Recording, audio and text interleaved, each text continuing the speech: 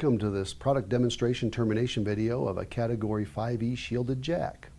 When you receive your connectors, they'll be individually bagged. You can open the bag with the perforation on the side, dump out the contents. The instructions are on the back of the bag for how to terminate.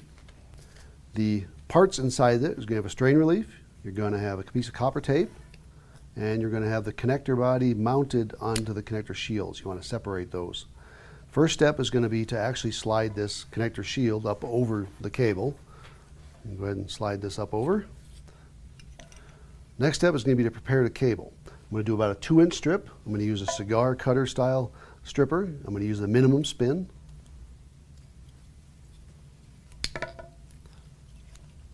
The foil shield that's on here is going to have a seam on it. You want to find that seam, follow it all the way down to the jacket, and then you can take a pair of diagonal cutters and nip it very carefully right at the base of the shield, right near the jacket.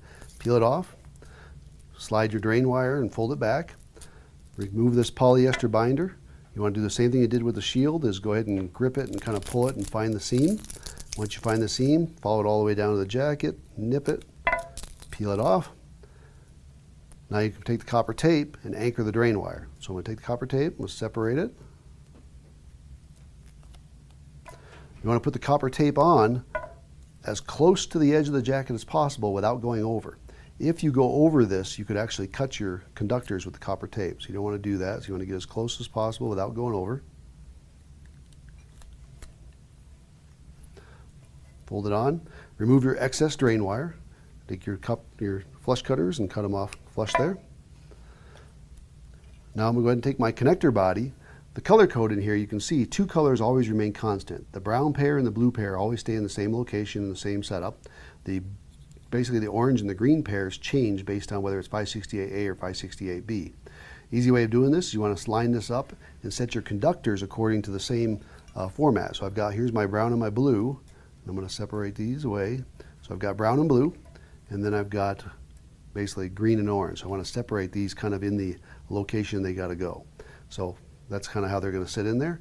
Now I'm going to untwist the pairs, but I don't have to untwist the whole thing. I just want to grip the cable firmly, give it a couple spins to kind of open up a loop at the base, but while still leaving the top part completely twisted.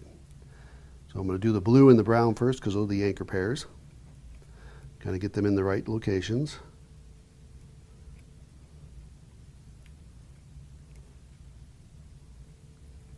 Now I'm going to take those loops and set them down inside here. Set my conductors in the right slots.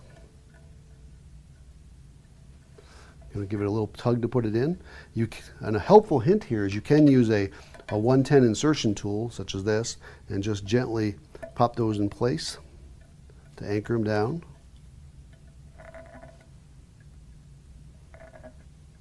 And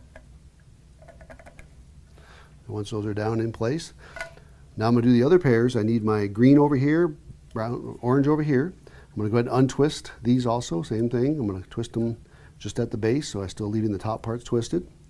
Get them in the right color code lined up. And then lay those down inside the slots. Again, you can use the 110 insertion tool just to push them down.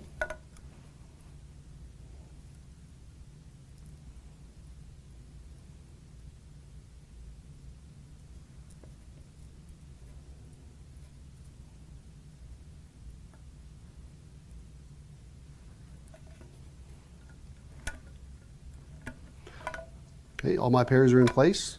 All the wires are off to one side. Now I'm ready to crimp this with the tool. So the tool itself, there's some neat features about the tool. I'm going to go ahead and set the tool up what it could look like if you just took it out of the box. Tool would be latched like so.